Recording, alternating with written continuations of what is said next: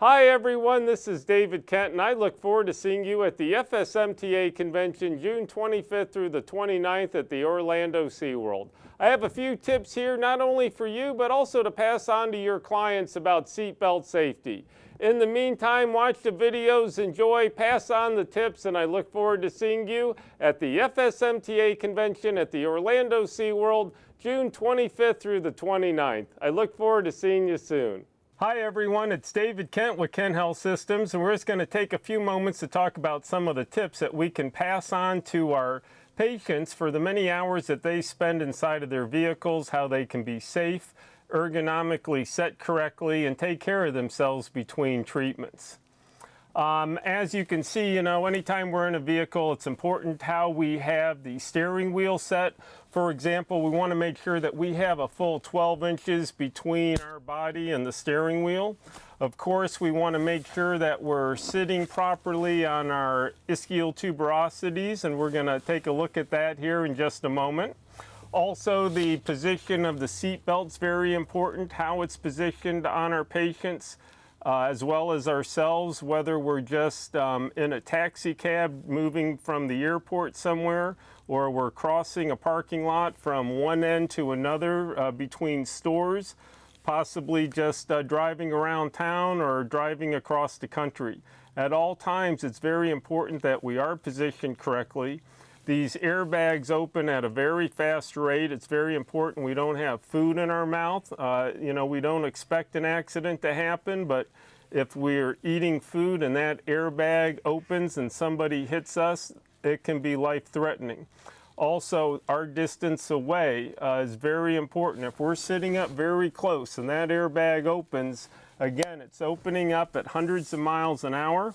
And it's going to definitely cause some type of trauma, as well as the position of our hands. If you have your hand across the steering wheel, again, as we're doing different movements, we want to make sure that our hands aren't in a position where they can, again, be thrown to hit us, whereas otherwise the airbag can throw it out.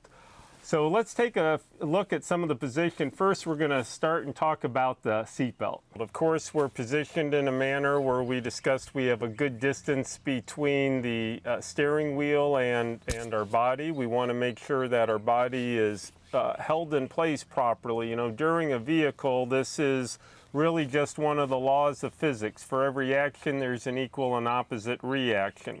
And just like when you shoot if you're playing billiards and shooting a pool ball and it goes into another ball, that energy transfers from one ball into another and moves on. Same thing happens during a car accident. If we're still and then another vehicle comes and hits us from behind, that kinetic energy has been transferred into our vehicle and into our body. So the purpose of the seat belt is to keep our body in place, of course, protect us within this cage that the vehicle has created for us, and part of that is that our body's properly protected and properly harnessed in place. So we want to make sure that the seat belt is very low across the hip. We don't want it high. If it's high, I'm going to show you in a moment how that can go into the abdominal organ. So we want the seat belt low and we want it across the hip. We want to make sure that the shoulder harness is coming across the chest, it's actually coming across the clavicle, and it's holding us in place. Sometimes people will put the seatbelt under their body. Now, what starts to happen? If you have the seatbelt high and low, I'm going to show you basically you're just, the body is just in a position where when there's trauma, you're going to automatically start to really spin. And then also, this belt's going to cut in very deep internally and injure organs. So that's why it's designed a certain way. It's designed to go across the chest, and we're going to take a look at that next. Also, we want to make sure that our arms have a slight bend, but if we were turning the wheel or moving the wheel, our arms, we still would always have contact with it. There again, crossing our, we want to make sure that we're using proper ergonomics whenever we're driving. And so let's move on. We're going to take a look at how the seat belt actually holds the axial skeleton, our bones, in place when we're driving. So as we can see here, the skeleton, the axial skeleton of the body, the bones are actually held in place with the seatbelt. If we have the seatbelt low, it's going to be coming across the innominate bones, or the bones that help to form the pelvis. And then we can also see that this harness is coming across the rib cage, right across the clavicle, and then that's helping to keep the whole torso in place. And when all that's positioned right, then there's just going to be very little movement of the head. Of course, the airbag can open. If we're in the right position, there's going to be minimal movement, and that's what's so important. There again, as we can see, if this is low, see how it's going to cut into the organs. Or if the lower belt is too high, there again we can see how it's going to go very deep. And we're going to take another look at another model, because I really want to make sure that you understand how important it is that we're positioned correctly at all times. So now that we have this model in place, it's going to be easy for you to realize how important it is, because actually what we have on this model, if I take it, actually I'm just going to unseat belt it a little bit so that we can take a look. So really the rib cage here, there we go. So the rib cage is actually protecting our lungs and our heart. Right here we have the diaphragm muscle, which is attaching along the ribs. And then here we can see the liver, we have the intestines here. Here we have the ascending, the transverse, and descending colon. So of course we don't want the seat belt if it's too high, if it's not down along by the innominate bones, coming across the rib cage, that seat belt's going to cut into these internal organs. Thank you for joining me. I wish you good health, happiness. Pass on some of these tips to your patients, apply them yourself. Look forward to seeing you soon. Make sure you join us for our next video. We're going to take a look at the effect of having different things in your back pocket and how that has an effect on the spine when you're driving. I'm David Kent. Look forward to seeing you soon.